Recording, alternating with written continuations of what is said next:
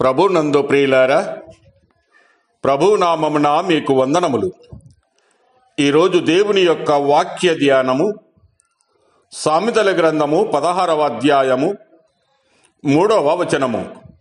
నీ పనుల భారము యెహోవా మీద ఉంచుము, అప్పుడు నీ ఉద్దేశములు సఫలమగును.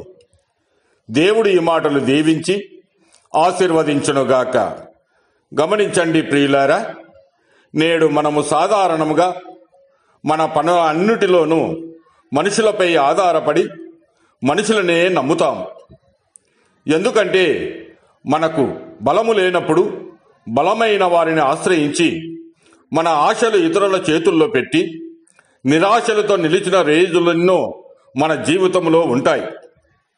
ఉదాహరణకు, పలుకుబడి ఉన్నవారి దగ్గర చేరి స్వార్థంతో వచ్చే ప్రేమను నమ్మి మన ప్రయాణము సగముకు దాకా వెళ్ళక ముందే మోసపు నీడలో మునిగిన సందర్భాలు ఎన్నో ఉంటాయి.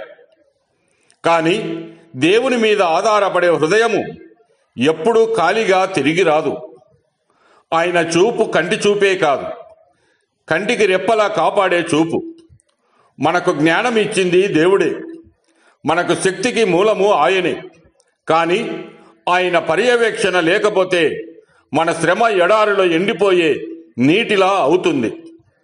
ఆయన చిత్తంలో పెట్టిన పని మనకే ఆశ్చర్యమై పూర్తి అవుతుంది. మన అడుగులకు మార్గం వేసి మన చేతులను ఆయన్నే బలపరుస్తాడు.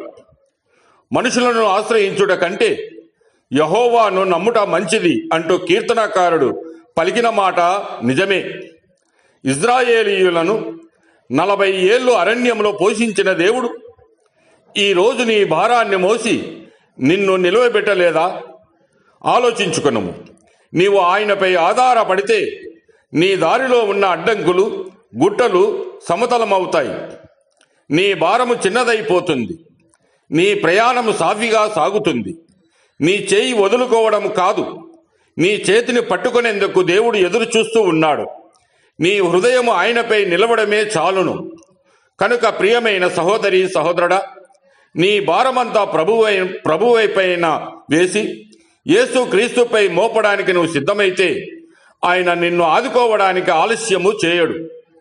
ఎంత బలమైన మనుష్యుడైనా విఫలము కావచ్చు, కానీ ప్రభువైన యేసు క్రీస్తు మీద ఆధారపడిన వాడు పడిపోయినట్లు చరిత్రలోనే లేదు, ఉండదు, మరి ఉండబోదు. మరి ఆలోచించుకొనుము.